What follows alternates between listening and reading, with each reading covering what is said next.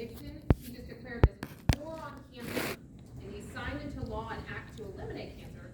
And now, over 50 years later, that still hasn't happened, right? So in 2021, in the State of the Union speech, President Biden also mentioned that he too is waging this war against cancer, and he wanted to have laws to research so we could decrease the death rate by 50% in the next 25 years.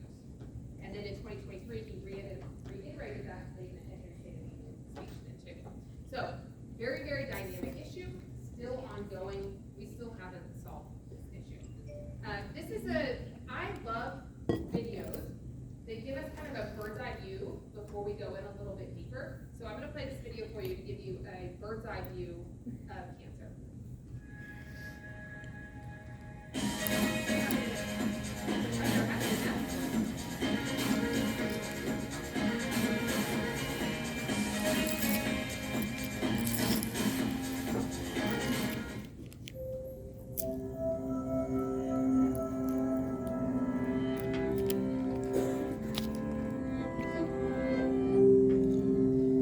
We all start life as one single cell. Then that cell divides and we're 2 cells, then 4, then 8. Cells form tissues, tissues form organs, organs form us. These cell divisions, by which we go from a single cell to 100 trillion cells, are called growth.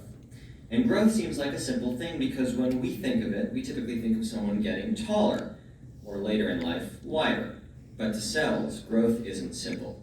Cell division is an intricate chemical dance that's part individual, part community-driven. And in a neighborhood of 100 trillion cells, sometimes things go wrong. Maybe an individual cell's set of instructions, or DNA, gets a typo, what we call a mutation. Most of the time, the cell senses mistakes and shuts itself down, or the system detects a troublemaker and eliminates it. But enough mutations can bypass these fail-safes, driving the cell to divide recklessly. That one rogue cell becomes 2, then 4, then 8. At every stage, the incorrect instructions are passed along to the cell's offspring. Weeks, months, or years after that one rogue cell transformed, you might see your doctor about a lump in your breast. Difficulty going to the bathroom could reveal a problem in your intestine, prostate, or bladder. Or a routine blood test might count too many white cells or elevated liver enzymes. Your doctor delivers the bad news. It's cancer. From here, your strategy will depend on where the cancer is and how far it's progressed.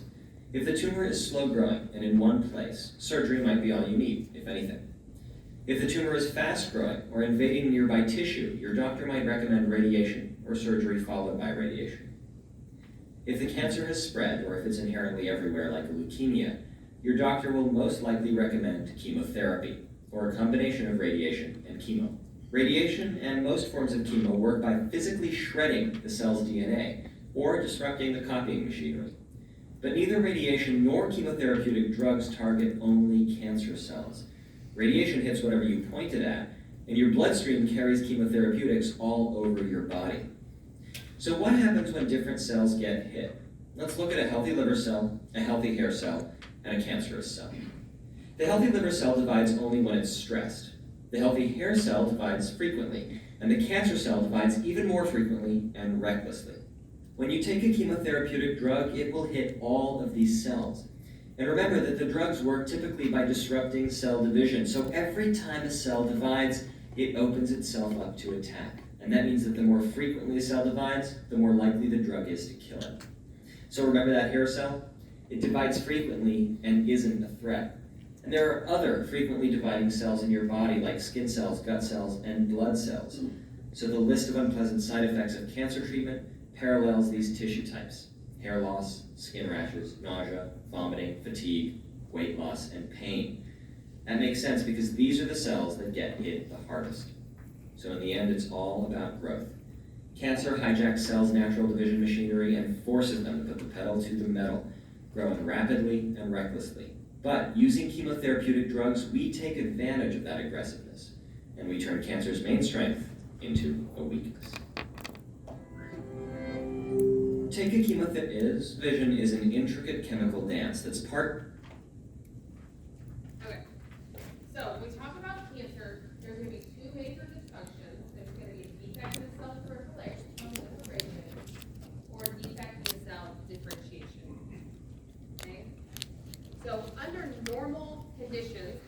body cells are controlled by an intracellular mechanism that determines when they're gonna divide, when all of that is gonna happen. There's this dynamic equilibrium that's present, where we have this cell division, we have this proliferation, it's activated in the presence when, like, a cell dies, it knows when a new one needs to come, right? There's that apoptosis that happens, and then that cell generation. So normal cells also have what's called contact inhibition. So they stay within their own kind and within their own space, okay? They're not gonna invade territory that doesn't belong to them, that they shouldn't be in. But cancer cells, they don't have that contact inhibition any longer, okay? They're gonna proliferate. And when I say that cancer cells proliferate, they are going to grow at the same rate from which the tissue they contain, okay? But it's continuous, it's indiscriminate. There's nothing there to say, we need to stop growing now, it's just continuous, okay? And then when we talk about cell differentiation, so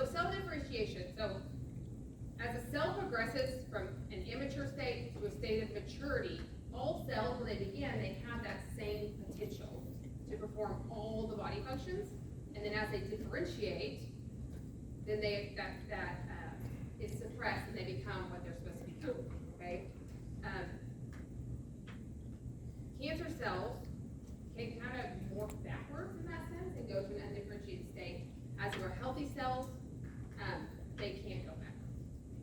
You don't need to know the details on that. I'd like to give you some background before we get to it. So this is just some extra information of how cancer develops. It has these phases: initiation, promotion, progression. You guys can take a look at that on your own. So metastasis. We talked a little bit about metastasis. You guys know what it means, right? It's when that tumor cell from that primary tumor is going to invade tissue in the surrounding tumor. It can penetrate the walls of the lymph and vascular system, and then it can travel to distant sites, okay? So it can use the blood or the lymphatic system to do that, okay?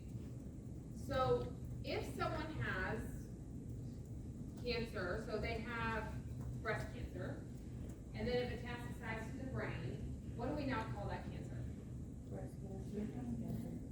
We call it a brain Metastatic breast cancer. breast cancer that metastasizes the brain, right? We always refer to the primary tumor that we're talking about when we're talking about these cancers, okay? So, genetic link to cancer. So, cancer is broken DNA, okay? Some have a hereditary component, some don't. What percentage of cancers would you say are inherited? Like you get that from a family member? Runs in the family, passed on from mom. What do you think? Somebody guess, throw me a number out. 20. You think 20%? 70. You say 70? Mm-hmm. Okay. So it's actually only about 5% that is truly, actually inherited. Okay? So that means that like 90 to 95% of cancers are not inherited. Okay? So they're genetic in the sense that they are damaged or broken DNA. So when it says genetic link, that's what I'm talking about. Damaged or broken DNA. But only about 5% are actually inherited. Okay? We're going to talk about two concepts here. We have proto-oncogenes and tumor suppressor genes. Okay? So we'll start with talking about proto-oncogenes. So these are normal cells that regulate growth. And I kind of like to think of them as the gas pedal, which is why there's a car. Okay? So if a cell needs to grow, it needs to divide, then the proto-oncogenes are what makes that happen. Okay? Now if there's a mutation in that proto-oncogene, okay, then perhaps our gas pedal is stuck in the down, right, in the acceleration position. Okay? So our proto-oncogenes have a mutation, and they now become called oncogenes at that point. And these oncogenes are causing too much growth and too much replication. Okay? The accelerator is down. So tumor suppressor genes, I like to think of them as more like our brain. Okay? So these suppress growth. They help with that contact inhibition that I talked about. They make sure the cells don't grow outside the area where they're needed and supposed to be. have a mutation, or they're damaged or inactive, then you have this car that all of a sudden no longer has a brake pad. Okay, so the tumor suppressor genes are supposed to control those oncogenes, but now we have a car that is going out of control, right? We have this proliferation and this growth causing malignant tumors, okay? And so I talked about when we have these cells, and I say they're proliferating out of control, and I don't mean that they're going super fast. Like I said, they're still growing at the rate of the tissue from which they came, but they may produce more cells in that period of time. So for example, if it takes 24 hours for mitosis to occur, it'll still take 24 hours for mitosis, but 2 cells might be produced instead of the 1. And then it continues on, and you have what's called the pyramid effect. Okay? So let's talk about some of these examples. Do you guys know any examples of some tumor suppressor genes? You guys heard BRCA1, BRCA2, they're up here. There's the APC genes. So let's talk about BRCA1, BRCA2. So these are specific tumor suppressor genes. You guys may have heard of them. You guys heard of them? Okay. So you all know, most of you probably know who Angelina Jolie is, right? Okay. Do you guys remember so her mom died of breast cancer. Do you guys remember all this? Okay. So her mom died of breast cancer, and then she ended up doing some DNA testing and finding out that she carried this BRCA1 gene mutation. So what that meant for her was that she had an overall lifetime risk of 87% risk of developing breast cancer and a 50% chance of developing ovarian cancer in her lifetime because of that gene mutation. So she chose to do a preventative double mastectomy. Do you guys remember this story? Okay, well that's what she did. She had a preventative double mastectomy. So did that eliminate her risk completely? No. Why? So there's Right? She still has the gene. Okay, she still has the gene. But she also could have had tissue that was left, right? So that's going to increase risk. So we can't ever just get rid of it completely, right? We still could have some of those mutations within her system. She also chose out what's called nipple-sparing surgery. So that left her with an 18% risk just from leaving that. So she drastically reduced her risk, right? But we didn't completely eliminate it at all. I have the APC gene up there that leads you to risk for, that's a precursor to colorectal cancer. Okay, so carcinogens. We've all heard about carcinogens, right? So agents that actually are capable of changing the DNA in such a way that it produces cancer. So the first carcinogens that were identified were found in young boys. So these little boys were used as chimney sweeps. I saw this picture and I thought it was interesting, but I kind of looked into it a little bit more, and it was more of like they were sold and used as chimney sweeps. They weren't paid, they weren't treated very well, but they were really little, like 4 years old. But these little boys were found to have a much higher incidence of scrotal cancer. And I kind of just took that for what it was, but one of my students looked it up and she found out that they would actually send them into the chimneys naked. And so they discovered carcinogens through that because these little boys would end up with scrotal cancer. And it was the soot inside the chimneys that they were supposed to. Can you guys name some other carcinogens? control. Cigarettes. UV rays, right? So carcinogens are damaging proto-oncogenes, so those normal cells that regulate growth. So if you have DNA perfect on the day you were born, but over a lifetime you're exposed to different carcinogens that are damaging the DNA, right? This DNA in the cell is being damaged. That cell replicates, makes daughter cells that have damaged DNA, right? That's how cancer cells develop. Okay, so remember, it's only a small percentage of time are we getting these cancers hereditarily, right? It's usually going to become from a carcinogen, right? So UV rays, ultraviolet light, skin cancer, we've heard about that, right? Radiation, so radiation exposure on the job would be one. Chemicals, benzene, arsenic, formaldehyde, all of those have been connected to cancer. Asbestos, do you guys remember asbestos?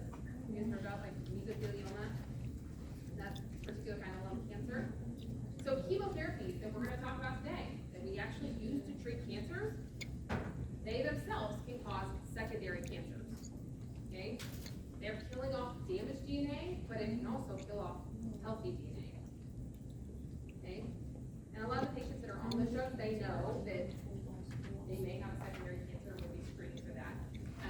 But we're working on our first virus, right? Cigarettes, I'll mention that. Viruses, you know some viruses are carcinogens? Does anybody know of any?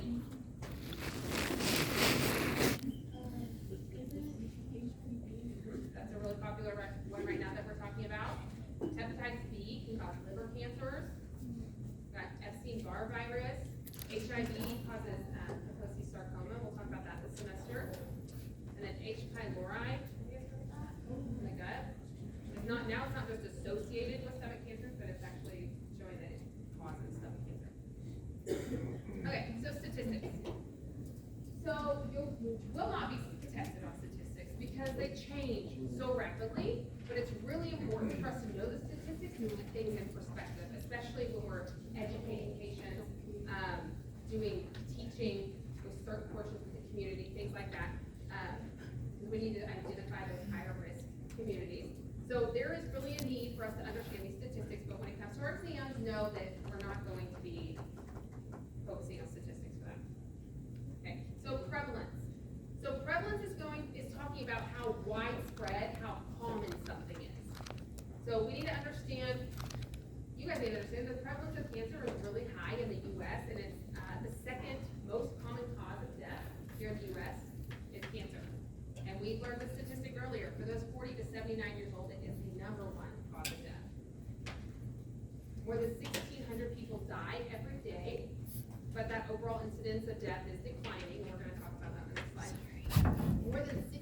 Mortality rates for common forms of cancer are actually declining. Okay? So some of these cancers we are now treating more like a chronic disease, like diabetes or hypertension, and we'll talk about that more. We can manage those a little bit better. So more and more, it's unlikely to be the cause of the death of the patient. But no matter what, this is something that I know that we're not all in here going to become oncology nurses. That's not everybody's calling. But I can almost guarantee you, or I will guarantee you, that you will come into contact patients that have a history of cancer or actively have cancer. They may be on your units for another reason, but they're doing active cancer treatment, right? And they're still a unit, or they're a cancer survivor and they're on your unit. So you will come into contact with these patients that have a history of cancer. So incidence. So incidence is the person's risk of contracting, a particular disease. So this is really showing us the number of new cases. So for instance, polio, in 1979, they came up with this vaccine, really effective.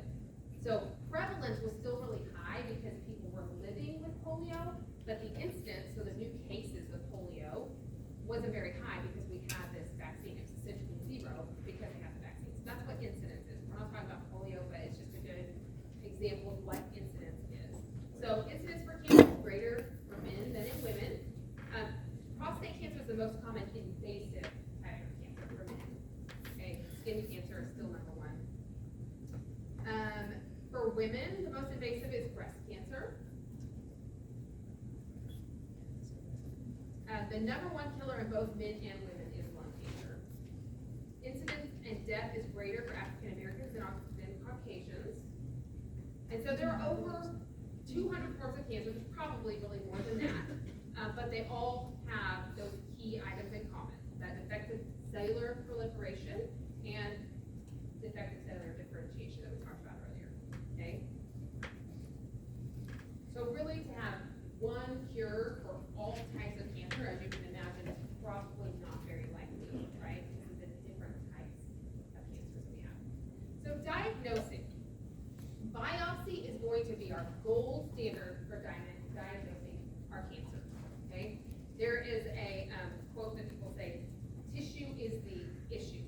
So they need to actually biopsy actual tissue, actual cells, to do a pathological evaluation, and that's the only definitive way to diagnose cancer. So there's different types of biopsies. We've got needle biopsy, incisional, or partial excisional, and we have excisional. So excisional is going to be that surgical removal of like a lesion or lymph node, and that could also be therapeutic. So you get good clean margins when you're going in there, and that can be therapeutic. So cytology, so pap tests, sputum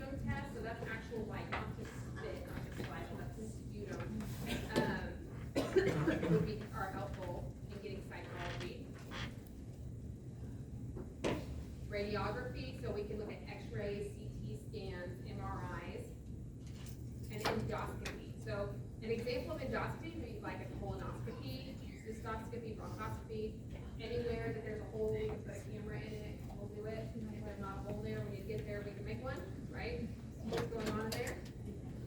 Blood and bone marrow tests. So they might take, from the posterior iliac crest, they might take bone marrow out, put it on a slide for cytology to take a look at. Genetic markers, so the BRCA1, BRCA2 that we talked about, if we can identify those can be helpful to us. So tumor markers. So some tumors have proteins on the outside surface that can spill out into the blood. So there's an example of alpha-fetoprotein, AFP, that's released in testicular cancers. There's a CA125 that's on the surface of a lot of GYN cancers. Have you guys heard of PSA? Prostate-specific antigen. You guys haven't heard about that yet? You guys heard of that? Okay. So high levels of PSA in the blood could actually help support the diagnosis for prostate cancer, but it could also mean that this man just did a 12-mile bike ride, right? So it's not going to be conclusive for cancer, but it could point us to something going on. So if they had a high PSA level and then they did a digital rectal exam and they felt like things weren't the way they should be, then we'd go to a biopsy, and then that would lead us to support that this patient maybe had prostate cancer. Okay? And then we can use the PSA as a blood test, and those numbers, if we know that the PSA was high, they had cancer, we had the treatment, and we can use PSA in a blood test to see it slowly come down and let us know that our therapy is effective. So none of these alone are going to tell you whether or not a patient has a particular type of cancer, but having a tumor marker along with that positive biopsy is certainly going to function to screen for and test for appropriate treatment. Okay? Are you guys getting me? Everybody okay? Okay. So disease classification. Let me get through the classification and then I'll give you guys a break. Okay? Okay. So we're going to look at clinical staging, and let me tell you, you will not have to stage a cancer. I'm not going to give you a cancer on the test and say stage this cancer. Now you may have a patient that has stage 4 cancer, and you may be instructed or asked, how are you going to speak to this patient, or what are you going to recommend, or what you might expect from that patient, but you're never going to have to stage that cancer. But I find it very important. I think nurses should be very well-rounded. I think they should be very educated. So, like I said, we're not going to all become oncology nurses, but cancer affects a lot of those around us.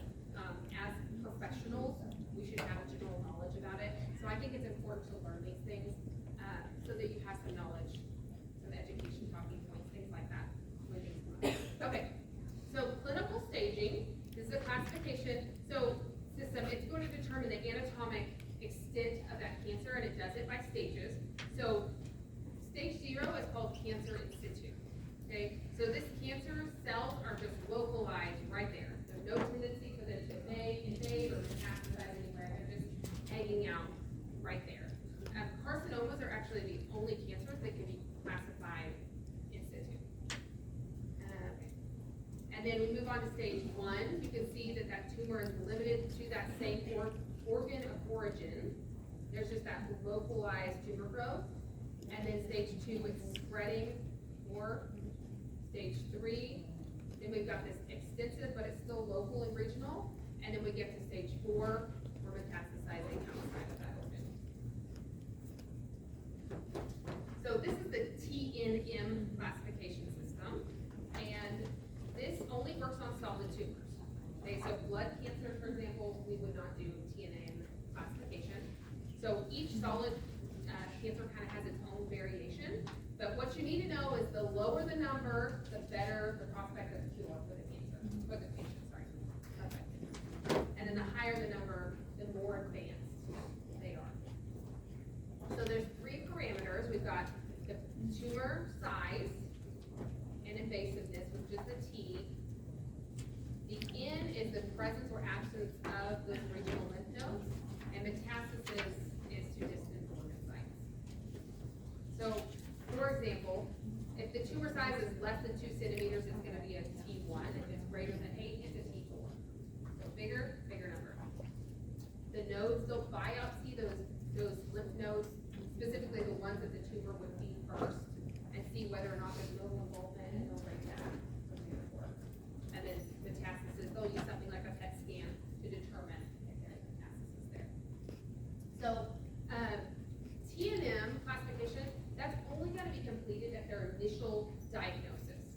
So whatever their TNM was when they were diagnosed with cancer is going to stay with them throughout their treatment, okay? So if breast cancer, T2, M1, or N1, N3, so that's always going to be the diagnosis there. They can do a little r TNM, restaging it after therapy, but we're always going to list this in the chart as their actual TNM at the time of diagnosis, okay? And that's so that they can make sure that the patient stays on the correct protocol. So if they change the staging system, they might miss a chemotherapy or a biologic that might be effective for this patient. But everybody communicates in the same way so that we make sure that we're not missing any protocols. This is just for your reference. This is how they use the classification systems together on these next few slides. Bless you. Okay, you guys need to take a break. Yeah. Okay, take a break, breathe, relax.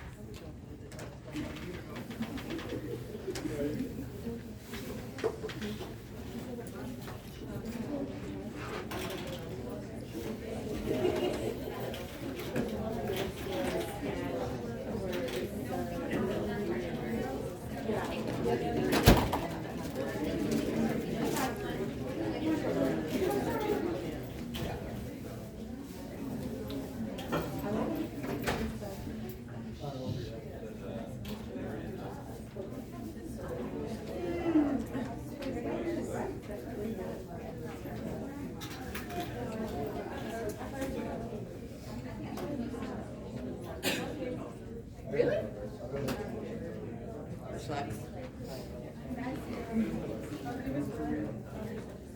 What's a fruit section?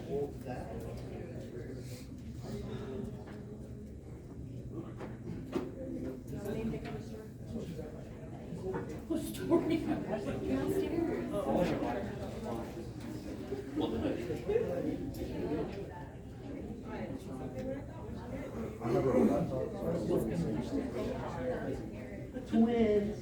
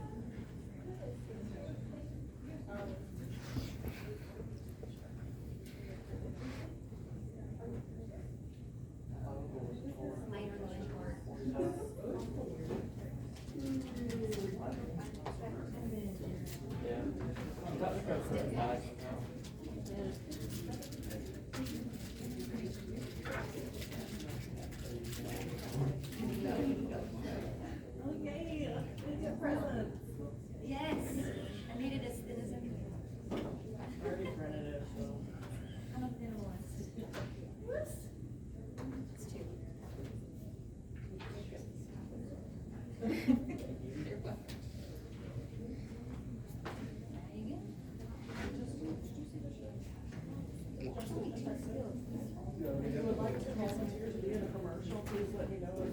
Looking at it? Say less. Yeah. Let's do it. There's no papers. I'll just put it where I see a computer. Oh, we're gonna look for Alyssa. Right here. Oh. What you love. We'll see her.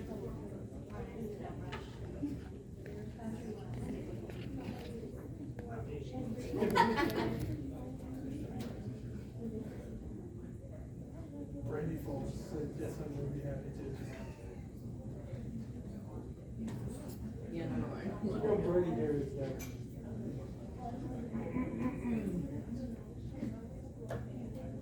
Say anything you call about 5:15, 5:45, put it all down. Oh, so I'm gonna go. I guess you want to do it. Have you watched your first show for coffee?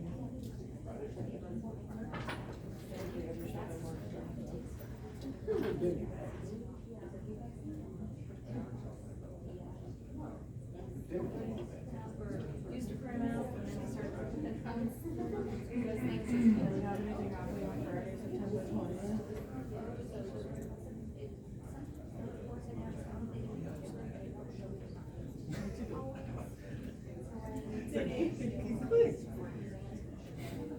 Those things. Actually, 5:19 without that.